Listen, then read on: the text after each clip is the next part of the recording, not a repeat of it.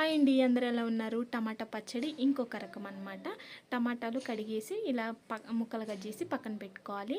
ఎండుమిర్చి ఇరిచేసి పక్కన పెట్టుకున్నాను. ఒక బాండి వెలిగించుకొని అందులో కొద్దిగా ఆయిల్ వేసుకొని ఎండుమిరపకాయలు ఇలా విత్తనాలు సపరేట్ చేసుకోవాలి. ఎండుమిర్చి వరకు వేసుకొని ఫ్రై చేసుకున్న అవి కొద్దిగా ఫ్రై అయిన తర్వాత ఈ పక్కన పెట్టుకున్న ఎండుమిర్చి విత్తనాలు కూడా యాడ్ చేసి కొద్దిగా ఫ్రై చేసుకున్నాను.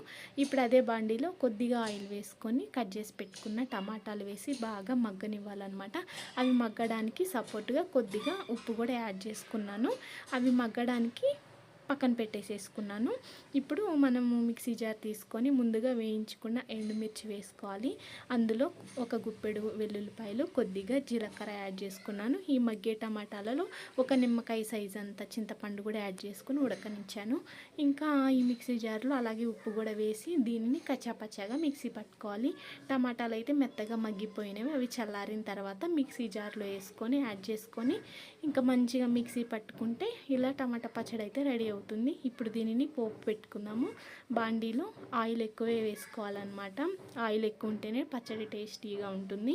ఇప్పుడు ఆయిల్ వేడైన తర్వాత పచ్చిశనగపప్పు, మినపప్పు, ఎండుమిర్చి, ఆవాలు, జీలకర్ర అలాగే కొద్దిగా కరివేపాకు వేసి దోరగా ఫ్రై చేసుకున్న తర్వాత మిక్సీ పట్టుకున్న పచ్చడిని కూడా యాడ్ చేసుకున్నాను అనమాట.